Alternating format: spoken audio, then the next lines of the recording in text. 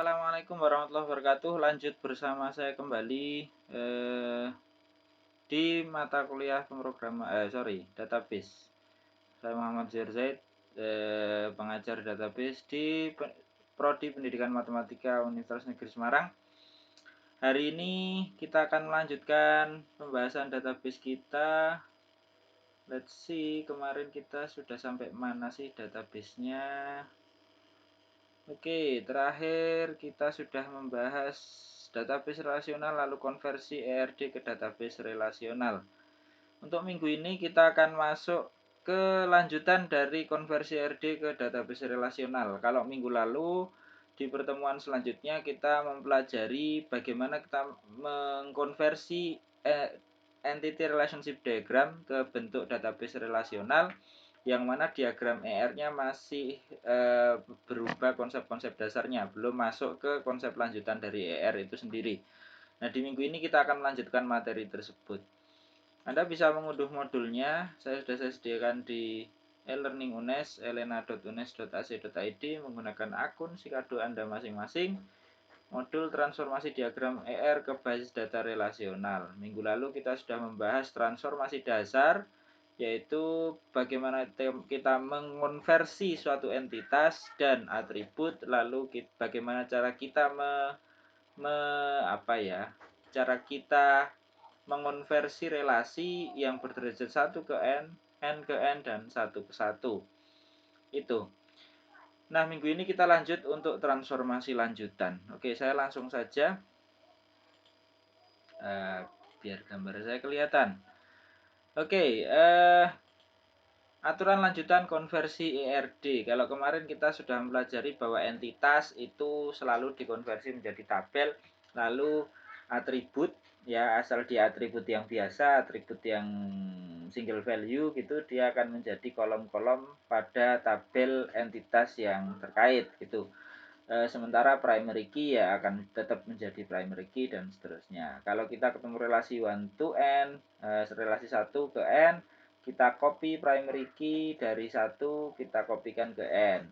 Kalau kita punya relasi 1 to 1, kita perlu memperhatikan derajat minimum relasinya. Sementara kalau kita punya relasi many to many, maka kita harus menghasilkan tabel baru yang isinya minimal adalah foreign key yang merupakan primary key, yang merefer pada primary key dari dua entitas yang berelasi gitu. Nah, sekarang kita lanjut ke aturan lanjutan konversi ERD. Kalau kemarin kita hanya membahas entitas yang biasa saja, sekarang kita masuk ke entitas lemah. Entitas lemah. Apa sih entitas lemah itu? Entitas lemah adalah entitas yang tidak punya primary key sendiri. Dia selalu terkait dengan entitas lain yang kuat. Jadi misal orang tua dan mahasiswa. Kalau nggak ada mahasiswa, kalau di database akademik, kalau Anda nggak ada mahasiswa, maka orang tuanya bisa jadi nggak muncul di dalam database kita. Apa artinya? Artinya si orang tua itu kalau dalam database akademik bisa jadi dia adalah entitas lemah, sangat terkait dengan dengan entitas mahasiswa yang lebih kuat gitu. Nah, bagaimana cara kita menghadapi entitas lemah? Nah, kebetulan sebenarnya menghadapi entitas lemah kalau kita menggunakan ERD plus itu kita bisa perlakukan dia seperti entitas normal atau entitas reguler gitu ya. Cuman kalau kita lihat sebenarnya entitas lemah itu kemungkinan besar nggak bisa nyatakan selalu sih, sebab belum saya lihat secara teoritis. Hanya saja kalau kita lihat dari sifatnya si entitas lemah ini, yang dia selalu terikat kuat pada entitas yang lebih kuat, maka relasi antara si entitas kuat dan entitas lemah itu kalau nggak one to one ya one to many. Ya, sangat kecil kemungkinan dengan sifat yang seperti itu relasinya akan menjadi many to many. Nah, di sini kita bisa lihat saya punya dua buah entitas, album dan lagu. Kita bicara database dalam konteks misalkan permusikan, atau Anda mungkin punya label studio sendiri begitu. Jadi kita bicara ada album dan lagu dikaitkan dengan relasi muat. Misalkan album memuat lagu atau lagu dimuat dalam album. Dengan atribut ID album, nama album, lalu ID lagu dan nama lagu. Nah, di sini album yang relasinya adalah relasi muat yang relasinya adalah relasi one to many, di sini kita lihat album ketempelan derajat 1 sementara lagu ketempelan derajat banyak. Kemarin bisa kita analogikan ya, kalau kita punya sebuah album gitu, album itu memuat maksimal banyak lagu, tapi satu lagu pasti hanya dimuat di satu album. Kalaupun dia dimuat di lebih dari 2 album, mungkin kita bisa katakan dia remake atau cover atau bagaimana lah. Tapi kalau kita bicara di konteks database yang kita bahas ini, kita asumsikan saja bahwa satu buah lagu hanya boleh dimuat dalam satu album tertentu, tidak boleh lebih gitu. Nah, di sini lagu menjadi entitas lemah, dia terikat dengan dia terkait dengan entitas yang reguler yaitu album. Anda bisa lihat bahwa relasinya adalah one to many. Nah, di sini karena dia dia adalah entitas lemah, maka karena relasinya juga kebetulan one to many, maka kita bisa pakai rule-nya one to many. Kita kopikan primary key dari album, kita taruh ke ke tabel lagu gitu. Kita langsung saja ya. Jadi kita konversi dulu aturan pertama kemarin. Kita punya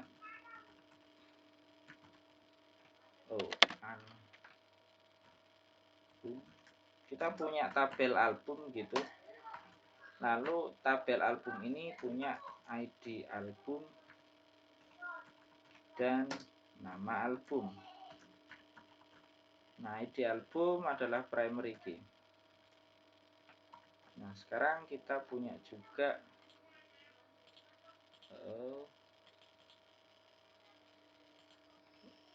tabel lagu.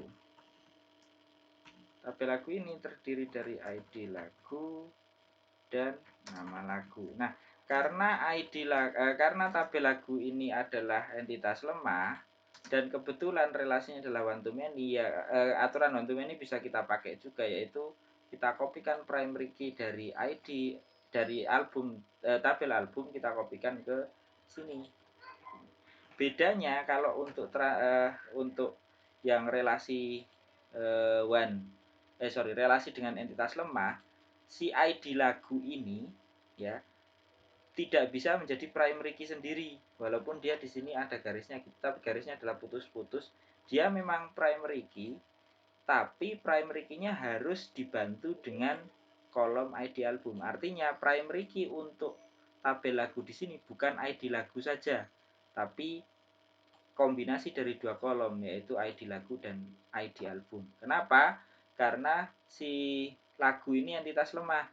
Kalau dia entitas lemah, dia nggak bisa punya primary key yang berdiri sendiri. Primary key-nya harus merupakan kombinasi antara kolom yang dia punya, yaitu primary key yang dia punya itu sendiri, dikombinasikan dengan primary key dari si tabel dengan entitas kuat yang berelasi dengan dia gitu. Jadi di sini kita punya foreign key ID album memang, tapi foreign key-nya ini sekaligus sebagai primary key. Dia merujuk pada kolom ID album di tabel album gitu. Jadi primary key-nya bukan satu ini saja, tapi kombinasi dari ID album dan lagu. Bedanya begitu kalau kita punya entitas lemah.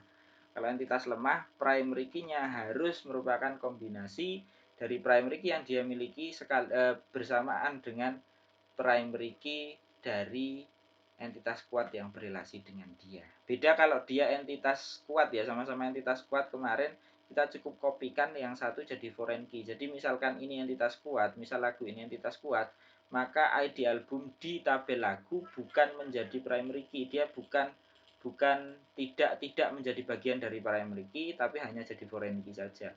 Tapi karena dia entitas lemah, maka foreign key dia menjadi foreign key sekaligus bagian dari primary key, membangun primary key bersama dengan ini ID lagu. Oke, kita lanjut. Relasi tunggal. Kemarin kita sudah bicara relasi tunggal. Relasi tunggal bentuknya seperti ini ya. Ini ada biru-birunya, seharusnya nggak ada, tapi nggak apa-apa, terlalu pengaruh. Relasi tunggal adalah relasi yang mana relasi tersebut berelasi dengan satu entitas saja ya. Jadi satu entitas berelasi dengan dirinya sendiri. Nah, nanti ada dua kasus kalau kita punya one to one atau one to many. Dan juga kalau kita punya one to many. Sebenarnya aturannya aturan yang sama persis dengan yang reguler, cuman dengan aturan yang dasar gitu ya, yang kemarin kita pakai untuk relasi one to one dan one to many serta many to many, hanya dengan sedikit memperhatikan konteks bahwa yang berelasi hanya satu entitas saja. Nah, contoh saya punya entitas mahasiswa yang berelasi dengan dirinya sendiri dengan relasi counting atau komisaris tingkat. Kalau di UNES ketua kelas lah ya, itu disebut dengan komisaris tingkat. Nah, di sini kita bisa tulis, kita bahas yang ini dulu, satu relasi ini dulu. Kita punya tabel mahasiswa. Nah, tabel mahasiswa kita punya NIM sebagai primary key. Nah, dan kita punya nama. Nah, ini selesai ketika kita menggambarkan entitasnya saja. Sekarang kita garap relasinya ya, kita garap relasinya.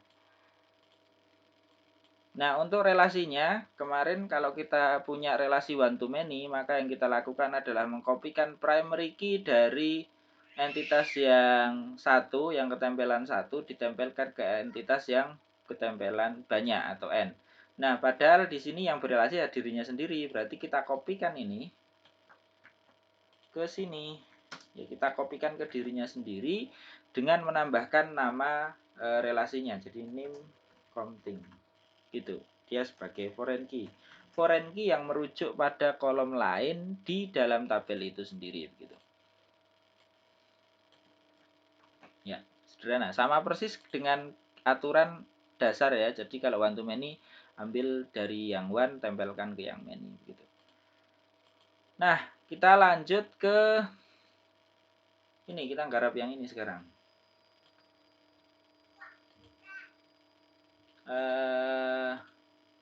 Relasi mata kuliah, entitas mata kuliah.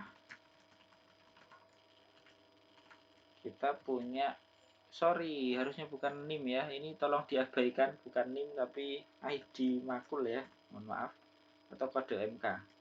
Nanti bisa diperbaiki sendiri. Kode MK dengan nama MK. So, tadi kopas ya, jadi ada sedikit kekeliruan. Oke. Mata kuliah, tabel mata kuliah terdiri dari dua kolom, yaitu kolom kode mata kuliah dan nama mata kuliah. Nah, kita lihat sekarang relasinya adalah many to many. Relasi many to many kemarin dalam aturan dasar adalah dia menghasilkan tabel baru di mana kita kopikan primary key dari masing-masing entitas yang berelasi. Jadi di sini pun sama, kita membuat satu tabel baru sebagai hasil dari relasi many to many. Kita beri nama prasyarat. Prasyarat. Lalu di situ kita kopikan primary key. Ya, primary key yang berelasi kan cuma satu, yaitu primary key-nya ya kode MK gitu. Jadi kita kopikan kode MK sebagai foreign key. Dan kita kopikan juga kode MK lagi sebagai foreign key. Nah, karena suatu tabel itu tidak boleh ada dua nama kolom yang sama, maka salah satu kita ganti menjadi namanya kita sesuaikan dengan relasi yang terjadi gitu kan. Misal di sini saya punya kode MK, yang satunya saya kasih nama kode MK prasyarat. Gini. Oh, salah naruh. Oke. Ya.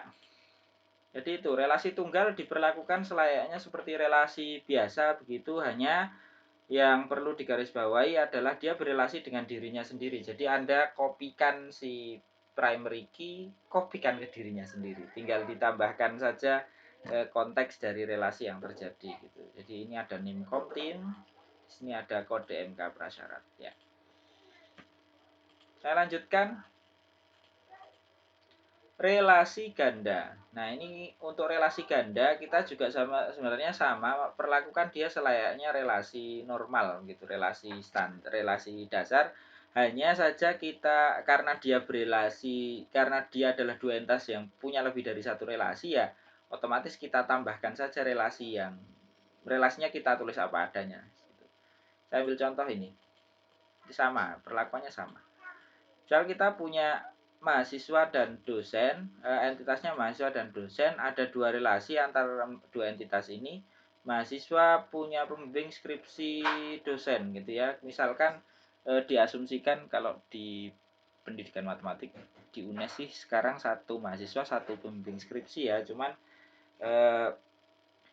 kalau di konteks ini kita bisa bilang kalau misalkan si mahasiswa ini punya dosen pembimbing lebih dari satu. Misalkan dosen pembimbingnya mahasiswa adalah dua gitu. Nanti di sini kita punya relasinya many to many. Mahasiswa dibimbing skripsi oleh maksimal banyak dosen dan seorang dosen membimbing skripsi maksimal banyak mahasiswa gitu.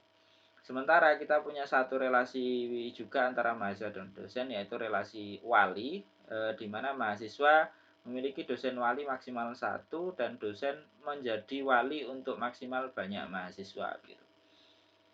Nah, bagaimana kita menyelesaikan konversi untuk bentuk seperti ini? Tinggal kita perlakukan dia selayaknya relasi biasa. Pertama kita tulis entitasnya dulu. Kita punya NIM dan nama mahasiswa. Kita juga punya dosen, kita punya NIP dan nama dosen. Ya, entitas sudah kita garap. Nah, sekarang kita yang mana dulu? Misal yang ini dulu, yang relasi one to many atau many to one antara mahasiswa dan dosen. Nah, untuk relasi one to many, syaratnya kalau kita punya relasi one to many, konversinya adalah kita kopikan primary key dari yang satu, yang ketempelan satu, kita kopikan ke yang banyak. Jadi satu orang dosen maksimal punya banyak mahasiswa perwalian. Yang kita kopikan adalah primary key dari dosen ke tabel mahasiswa. Di sini kita punya NIP. Nah, relasinya adalah NIP wali. Relasinya wali. Berupa foreign key. Nah, selanjutnya, ini sudah selesai satu relasi. Kita lanjut ke relasi selanjutnya adalah bimbing skripsi. Relasi bimbing skripsi di sini many to many, berarti dia harus menghasilkan tabel baru. Kita punya tabel baru. Bimbing. Relasi dosen pembimbing juga boleh.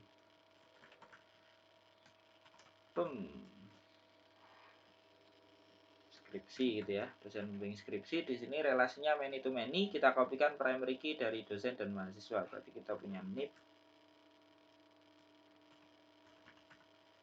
dan mahasiswa. Sorry, ini FK ya, sorry, bukan PK. Ya, gini. Nah, ini sudah selesai, artinya bahwa kita punya hasil dari relasi many to many bimbing skripsi ini akan menghasilkan tabel baru, tabel dosen pembimbing, di mana kita kopikan primary key dari dosen dan dari mahasiswa, jadi NIP dan NIM. Gitu. Oke, begitu cara mengatasi relasi ganda. Jadi perlakukan dia selayaknya relasi biasa. Ini dikerjakan, selesai, pindah ke sini. Jadi seperti dia adalah relasi biasa. Gitu. Next, atribut multivalue. Atribut multivalue dikonversi menjadi sebuah tabel tersendiri dengan mengikutkan primary key tabel entitasnya begitu. Nah, kalau kita kemarin kan setiap atribut itu menjadi kolom gitu ya. Asal dia single value. Lah perlakuan khusus kalau Anda punya atribut multivalue. Kalau atribut multivalue Anda perlu untuk membuat tabel baru di mana tabel baru tersebut primary key-nya adalah dia kolom yang di dalamnya adalah si atribut itu sendiri plus Anda tambahi si primary key dari tabel entitasnya. Jadi misalkan saya beri contoh, kita punya customer ini kita punya 3 atribut ya.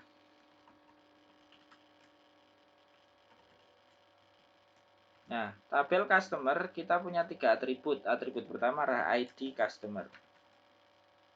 Dia merupakan primary key dan kita punya nama customer. Nah, nomor HP customer di sini adalah atribut multi value. Di sini Anda nggak bisa langsung menuliskan dia sebagai kolom di tabel customer. Alih-alih begitu, Anda perlu membuat satu tabel baru di mana tabelnya bernama nomor HP customer, diisi dari kolom nomor HP customer di sini isinya adalah atribut itu sendiri, atribut multi value itu sendiri, yaitu nomor HP customer. Kita tambahkan primary key dari si entitas yang berrelasi, yaitu di sini customer ya. Berarti kita tambahkan ID customer. Nah, begini. Ya, sorry, primary key-nya dia adalah kombinasi dari keduanya ya. Ini. Jadi atribut multi value menghasilkan tabel baru. Isi tabelnya adalah kolom multi value itu sendiri, kolom atribut itu sendiri.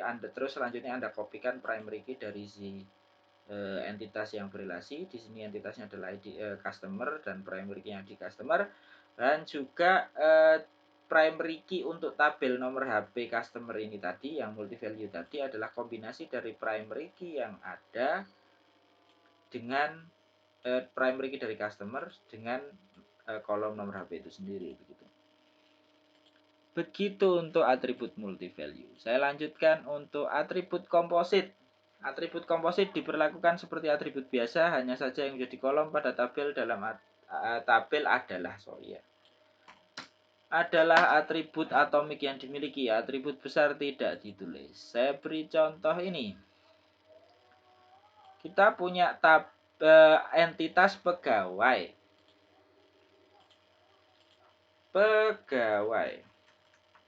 Nah, atribut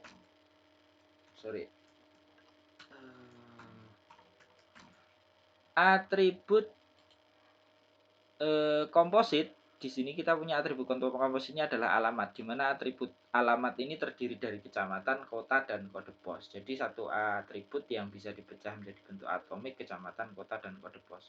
Atribut lain adalah ID pegawai sebagai primary key dan nama pegawai gitu. Nah, untuk bentuk yang komposit ini Anda tidak perlu menulis atribut besarnya, alamatnya nggak perlu ditulis. Jadi nanti yang perlu ditulis yang menjadi tabel, yang menjadi kolom tabel hanyalah kecamatan, kota, dan kode pos. Jadi total ada 5 nanti, ID pegawai, nama pegawai, kecamatan, kota, dan kode pos. Atribut besarnya tidak perlu ditulis. Gitu. Pegawai, sehingga di sini kita punya ID pegawai, nama pegawai,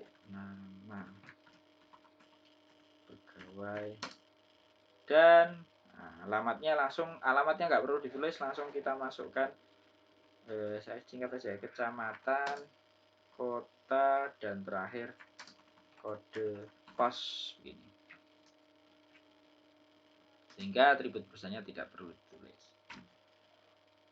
Begitu. Jadi pahami ya. Saya lanjut.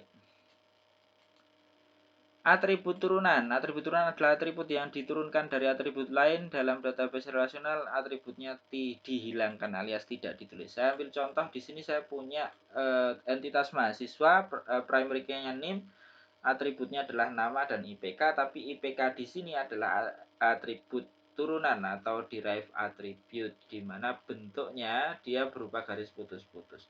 Atribut turunan bisa dihitung dengan menggunakan atribut lain yang tersedia di database. Jadi atribut ini tidak perlu ditulis. Alias kalau Anda punya atribut turunan ya nggak usah ditulis. Siswa TB lalu kita punya NIM sebagai primary key dan nama. Nah, IPK-nya tidak perlu ditulis. Begitu. Itu untuk atribut turunan ya. Jadi atribut turunan adalah atribut yang bisa diturunkan dari atribut lain sehingga kita tidak perlu menulisnya di dalam database relasional. Begitu. Saya rangkum ya, saya ulang sebentar. Yang kita pelajari hari ini adalah bagaimana kita mengonversi himpunan entitas lemah. Entitas lemah itu kita perlakukan sama dengan ketika kita mengonversi relasi biasa begitu ya, hanya saja dia nggak punya primary key sendiri. Jadi ketika Anda membuat tabel sebagai hasil dari entitas lemahnya, maka tabel tersebut primary key adalah kombinasi dari primary key entitas kuat yang berelasi Anda kombinasikan dengan atribut yang ada di dalam entitas lemahnya gitu. Untuk relasi tunggal, perlakukan dia selayaknya relasi biasa, hanya saja dia berrelasi dengan dirinya sendiri. Dari kalau Anda mengkopikan primary key ya dikopikan ke tabel itu sendiri. Kalau Anda membuat tabel baru sebagai hasil relasi many to many, maka Anda mengkopikan 2 kali karena dia berasal dari dirinya sendiri. Dia berrelasi dengan dirinya sendiri. Relasi ganda sangat jelas, tinggal perlakukan dia selayaknya relasi dasar yang lain. Atribut multi-value menghasilkan satu tabel baru. Primary key-nya adalah kombinasi dari primary key entitasnya ya, dan dikombinasikan dengan atribut multi-value itu sendiri. Atribut komposit tidak ditulis atribut besarnya, langsung ditulis atribut atomiknya. Dan atribut turunan tidak perlu dikonversi, dia dihilangkan dalam database relasional. Begitu.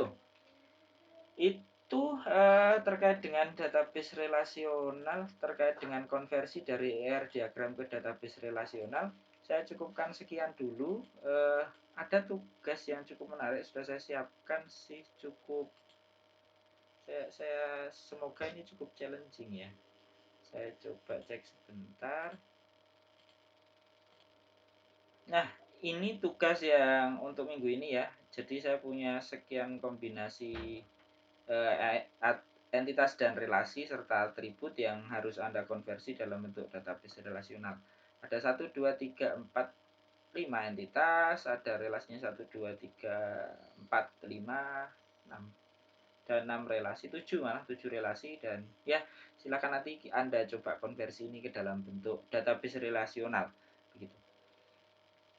Sekian dulu dari saya untuk pertemuan kali ini, untuk minggu ini. Next week sih kita akan coba lanjut ke aturan konversi lain di ERD. Jadi kita maksimalkan bagaimana menggunakan ERD plus untuk minggu depan. Terima kasih atas atensinya. Mohon maaf jika ada salah dan kurang. Jangan lupa untuk mengerjakan tugas yang diberikan. Stay safe, stay healthy, dan tetap berproduktif selama masa pandemi ini. Semoga semuanya segera berakhir. Terima kasih. Selamat apa ini? Selamat pagi. Assalamualaikum warahmatullahi wabarakatuh.